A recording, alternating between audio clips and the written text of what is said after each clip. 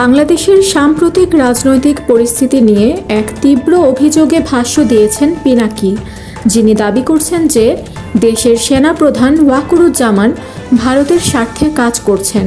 তার মতে, ওয়াকুরুজ্জামান ভারতীয় প্রেসক্রিপশনে চলছেন এবং বাংলাদেশের রাজনীতিতে ভারতীয় অঙ্গুলিলেখন বজায় রাখছেন। পিনাকি আরও দাবি করেছেন যে সেনাপ্রধান এবং তার সহযোগীরা বিভিন্ন সময়ে দেশীয় সেনাবাহিনী ও জনগণের প্রতি বিশ্বাসঘাতকতা করেছেন। পিনাকি বলেন, ওয়াকুরুজ্জামান বাংলাদেশের সেনাবাহিনীতে একজন গরিব চাষি, যার নিজস্ব কোনো লক্ষ্য নেই, বরং তিনি অন্যদের লক্ষ্য বাস্তবায়ন করছেন। যেমন চাঁদের পিঠে সূর্যের আলো প্রতিফলিত হয়, ঠিক তেমনি ওয়াকার ভারতের মিশন বাস্তবায়ন করছেন।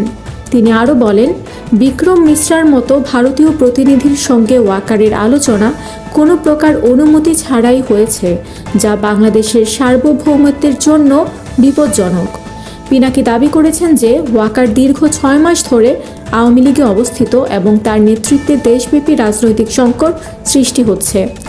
এমনকি তিনি আওয়ামী লীগকে পুনর্গঠন করতে ভারতীয় নির্দেশে কাজ করছেন, যেখানে বিএনপি এবং অন্যান্য রাজনৈতিক দলের সঙ্গে আলোচনা হচ্ছে। পিনাকি আরও উল্লেখ করেছেন যে বাংলাদেশের সেনাপ্রধান হিসেবে ওয়াকুরুজ্জামানের নৈতিক অধিকার নেই, কারণ তিনি জনগণের টাকায় বেতন নিয়ে ভারতের স্বার্থ রক্ষা করছেন।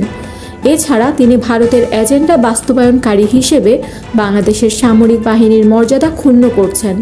ওয়াকার মিয়া এখন বুঝতে পারছেন তার শত্রুতা এবং দুর্নীতির অভিযোগ দেশের ছাত্রদের মধ্যে বিভ্রান্তি সৃষ্টি করছে, পিনাকি মন্তব্য করেন।